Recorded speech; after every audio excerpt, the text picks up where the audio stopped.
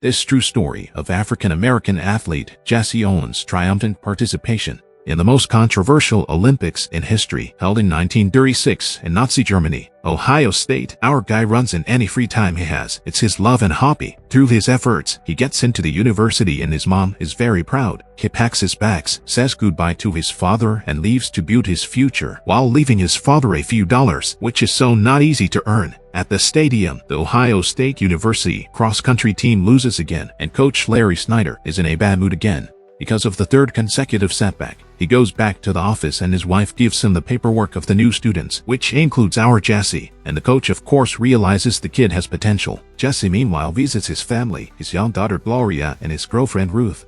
In the evening, our hero practices at the stadium, and Coach Larry doesn't miss an opportunity to see if Jesse is that good. In the locker room after practice, Jesse and his friend have another racist confrontation with white soccer players. That's when our guy was called out by the coach. While waiting for Jesse to talk, he gets nervous, and afterward, the coach invites him into his office. During the conversation, the coach teaches him some manners and asks if Jesse is ready to win. Jesse responds with a confident yes, but the coach tries to get him out of it. And here the coach first hints to our hero about participating in the Olympics in Berlin in 28 months. This puzzles Jesse because he knows that in Nazi Germany do not like African Americans, to which the coach tells him to forget about it. A trial training session, and Jesse surprises the coach very pleasantly with his result. But he doesn't tell Jesse about it so that he doesn't relax.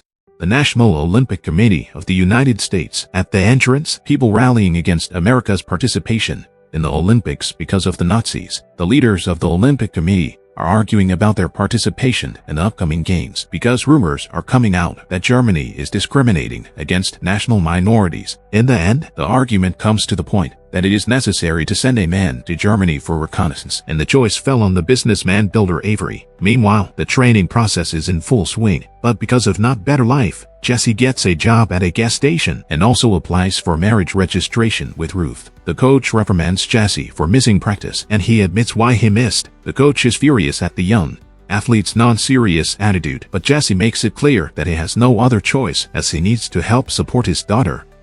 So, Avery arrives in Germany, where he is immediately welcomed and taken to show the stadium under construction for the games, designed for 110,000 spectators. He is also introduced to the chief cinematographer, Miss Lenny, who will be making a movie about the games. While driving through Berlin, Avery notices strange things about what may have been the very rumors of discrimination. Miss Lenny and Dr. Goebbels come to meet Avery from Germany. There is a scathing speech between our delegate and Goebbels about Germany's racial policies, and Goebbels goes along with America's terms on the rules for the games in return for Germany's support on the state's Olympic Committee. Jesse attends coach and receives financial assistance from him in the form of a pass to the state legislature, which is $60 a month. This should help Jesse to train more. The training continues. After another workout, coach teaches Jesse to ignore outside stimuli, which will help our champion in the future. In the evening, Jesse decides to play with his friends, but ironically gets a back injury, and it's just before the competition in Ann Arbor. The coach, of course, is not happy, but our athlete manages to recover in time, shows an excellent result in the 100-yard dash, and sets a personal record. Next long jump, and Jesse sets a new world record. The coach is very happy, but hides his joy. The next race, and again a world record, and more than one record in the piggy bank.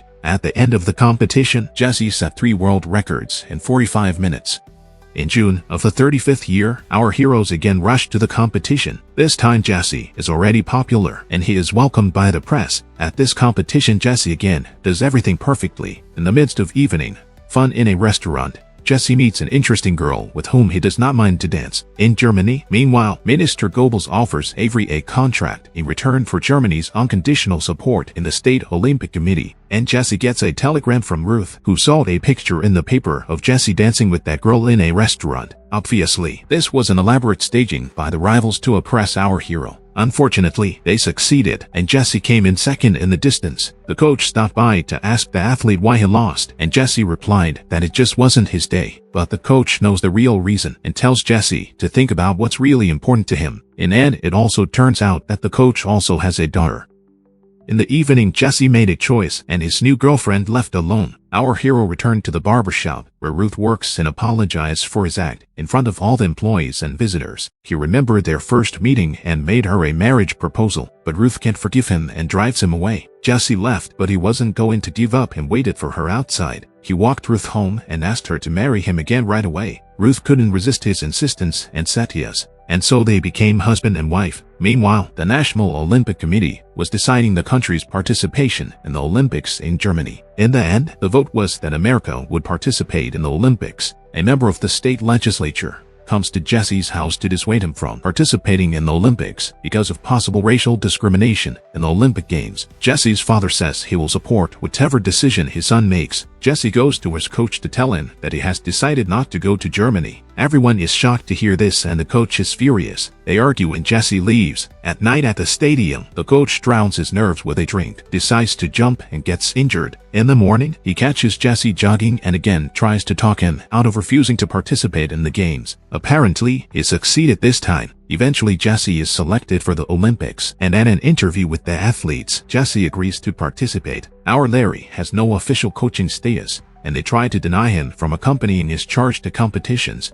At night, talking to Ruth, Jesse expresses doubts about his abilities, but she assures him that he is the fastest man in the world and he will succeed. In the morning, the whole family sees Jesse off to the Olympics and he sets off. Already on the ship, Jesse learns that the coach went with him after all, and he is incredibly happy about it. Our athletes arrive at the main stadium in Berlin. Then they check into their rooms, and Jesse and his comrades are surprised at how calmly the locals treat them. So, the opening ceremony of the Olympic Games of 1936 in Berlin. The Olympic flame is lit, and Goebbels is incredibly happy that he was able to do it. At the warm-up, our athletes are admonished by one of the official coaches of the national team, and Jesse did not tolerate this attitude. But thanks to this, Larry is allowed to participate in the training process. In the evening, the coach goes to look for a man who is to bring new sneakers for the athletes, but entering a narrow street, he runs into a German patrol. He notices something strange. Some people are being forcibly loaded into a car and taken away. In the morning, Larry and Jesse go to the stadium for the first time, and Jesse is taken aback by the scale of the stadium, with the German airship Hindenburg flying overhead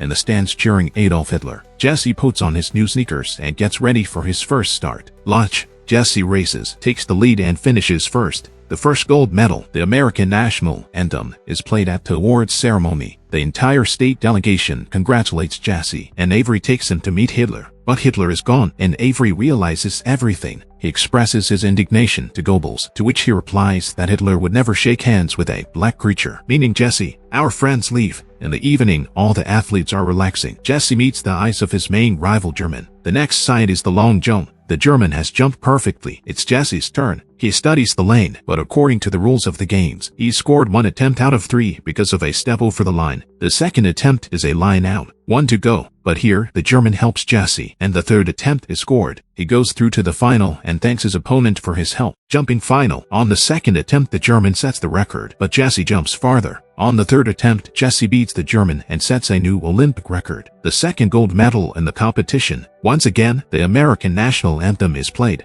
At the end of the day, Jesse visits his German rival to thank him and get to know him. In the conversation, the rival talks about the horrible things going on in Germany right now. He says that athletes are being used to prove something to the world, but the German is not ready to go along with his government. He truly believes in Jesse's victory. The next morning is another race. Goebbels forbids filming the race, so that no one will see America's victory, but the girl director still turns on the cameras. The start, and Jesse comes in first again. It's his third gold medal. All the stands shout his name, and Hitler gets up and walks away disgruntled. Under the stands, Goebbels expresses his displeasure with America's victories to Avery and conditions that the next race not include to Jews. Avery refuses, but Goebbels blackmails him with the contract they made earlier. So, the coaches agree and remove the 2 athletes from the race. They realize this, but there's nothing they can do about it. In return, they put Jesse in the race. A little later, the coach tells Jesse that he himself was once unable to participate in the Olympics because he crashed his airplane. In the evening, the Jewish athletes come to Jesse and ask to participate in the race because it will show that America is strong. The start and the runners are on the track, and so, the finish line, and we win.